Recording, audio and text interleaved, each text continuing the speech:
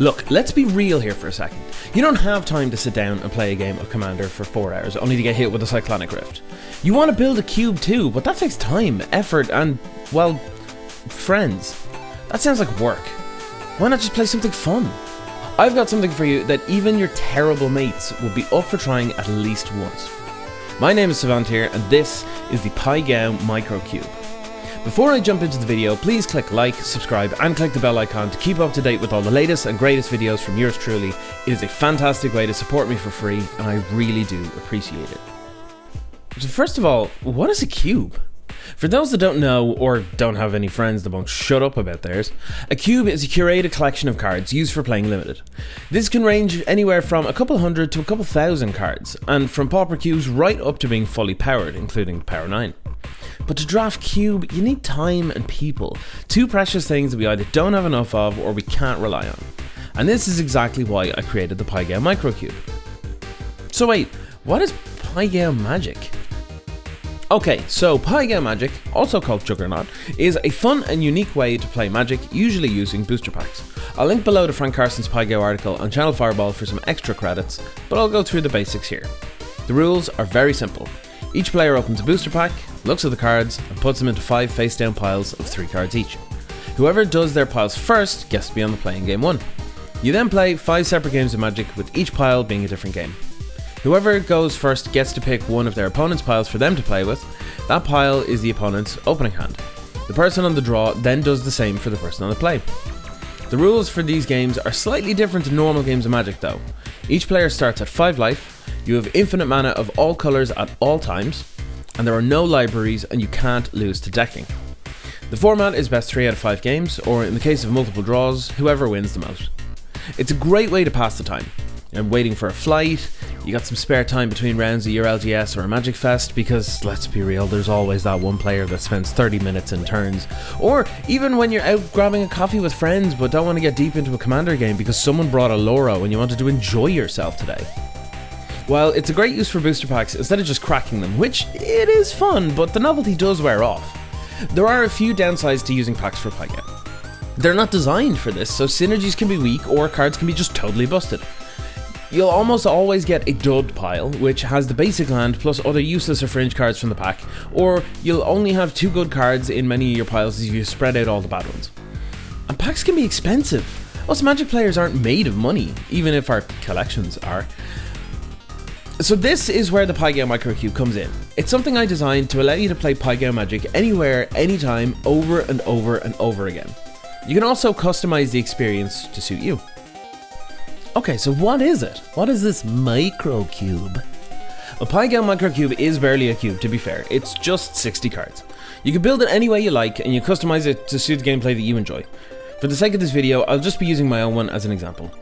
Now, you may notice that mine is a Pauper Microcube.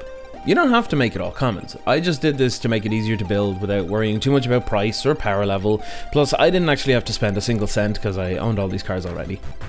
I chose to build mine with a perfect split of 10 cards per colour and 1 multicolour card for each colour pairing. I've built it with a balanced mix of creatures and spells, and each colour has its own little archetype to work with. I'll give a quick breakdown of the cube, and the full deck list is in the description below. So here are the different colours and archetypes in mine. White is designed to be aggressive, with some +1/+1 counter and flying synergies. Blue has tempo and evasion.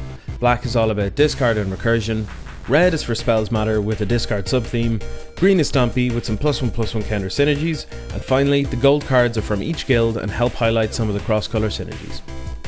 This is a tidy little project if you're interested in cube but don't want to commit to being the cuber in your pod.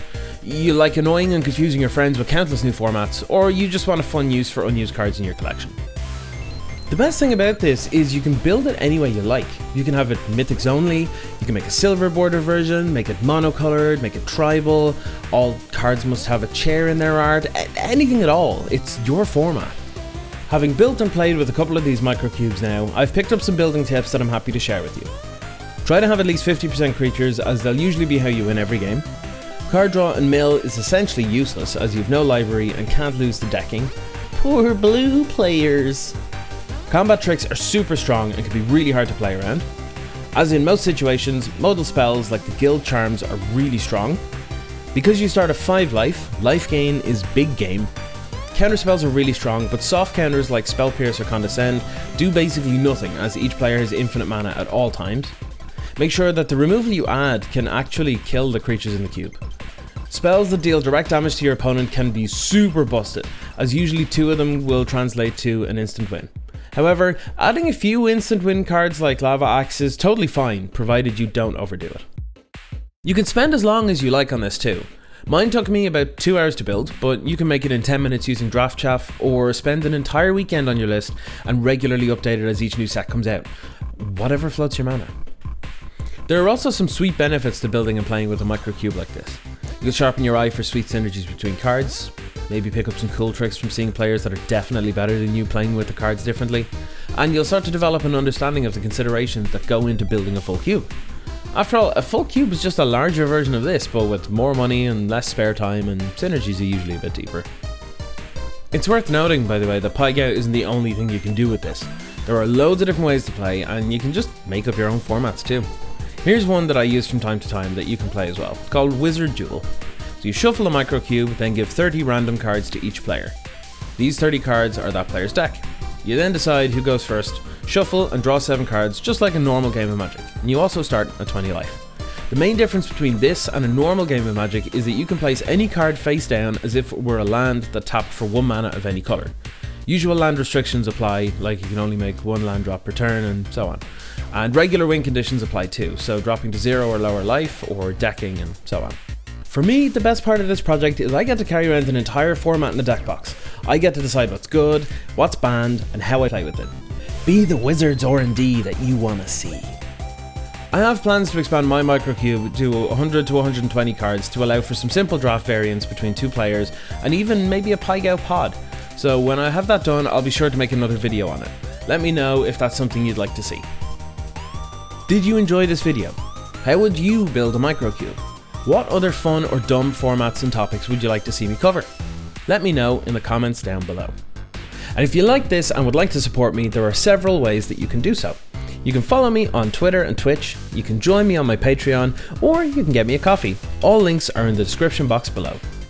I'm also happy to say that I've partnered with Inked Gaming to give you lovely folks a 10% discount in their store.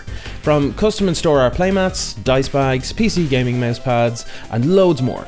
Be sure to click on the link in the description box below and use the offer code SAVANTIER for 10% off. By doing this, you're also supporting me, which I think is really nice of you.